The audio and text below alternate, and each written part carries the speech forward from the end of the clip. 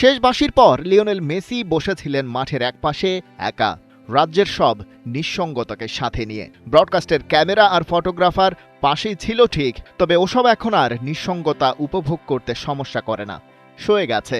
Celebrate করতে দলের বাকিরা যেমন ছুটে আসে সব সময়, এই নিঃসঙ্গতার সময়ে হেরে যাওয়ার দিনে মেসির পাশে ছিল না আর্জেন্টিনা দলের অন্য কেউ। প্রথম এলেন প্রতিপক্ষের লামিন ইয়ামাল, বুকে জড়িয়ে বিদায় আর সান্ত্বনা দেয়ার আনুষ্ঠানিকতা। না হলে হয়তো ওভাবেই অনন্তকাল বসে থাকতেন মেসি। পুরো একটা দেশ, একটা পৃথিবীর ইতিহাস পাল্টে দেয়া লিওনেল সত্যিই কি এমন নিঃসঙ্গ শেরপা? তার লেভেলের অন্য কোনো পারফর্মার নেই। সাফল্যের চূড়ায় উঠে এমন নিঃসঙ্গতাই কি তবে নিয়তি? বুকের মধ্যে আফসোসের সুর বাজার যদিও নেই কোনো সুযোগ। মেটলাইফের ফাইনাল ম্যাচটা বলতে গেলে ওয়ান সাইডেডই ছিল। আর্জেন্টিনা এক্সট্রা টাইমের ২৬ মিনিট পর্যন্ত একটা শটও নিতে পারেনি। সেই সময়ে স্পেন নিয়েছে ২০টা শট, যার মধ্যে ১২টা আবার টার্গেটে।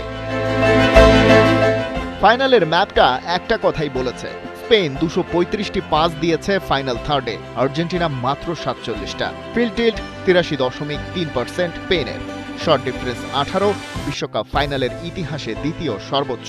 ১৯৯০-এ পশ্চিম জার্মানির পরেই আছে তারা। সেই ফাইনালেও আর্জেন্টিনা হেরেছিল এই ১-০ স্কোর লাইনেই। স্ক্যালোনির প্ল্যান ছিল পরিষ্কার, টেম্পো নষ্ট করো, ট্যাকটিক্যাল ফাউল করো, ডিফেন্ড করো। ২৫টি ফাউল করেছে আলবিসেলেস্তেরা এই দিন। ২০২২-এ ফ্রান্সের বিপক্ষে ফাইনালে তাদেরই সেই ২৬ ফাউলের পর এটাই সর্বোচ্চ।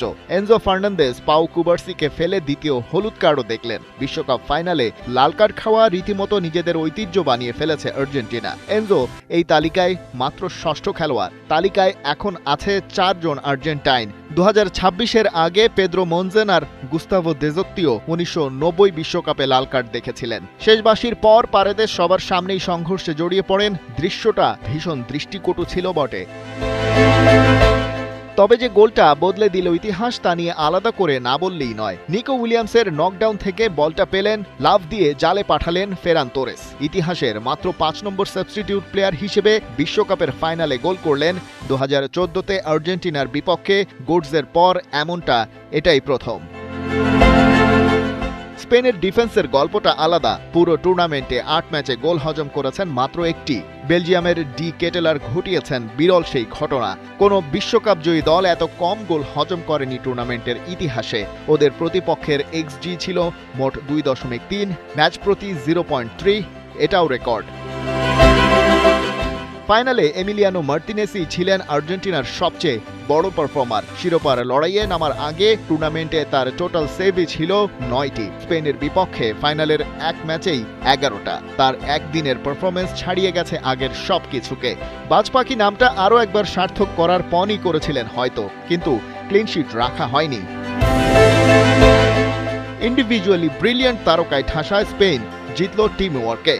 Lamine Yamal, Pedro Porro, Pau Cubarsi, Mikel Merino, Nico Williams, কোনো একজন নয়, সবাই মিলে। পশ্চিম জার্মানি ১৯৭২-৭৪, ফ্রান্স ১৯৯৮-২০০০, এরপর স্পেন ইউরো চ্যাম্পিয়ন আর বিশ্বকাপ চ্যাম্পিয়ন একসাথে। দেলা ফুয়েন্তের ছেলেরা মাত্র চতুর্থ দল, আর নিজেদের ২০০৮-২০১২-এর ট্রেবলের পর আবার এমন কীর্তি তাদের। স্প্যানিশরা ৩৮ ম্যাচ অপরাজিত।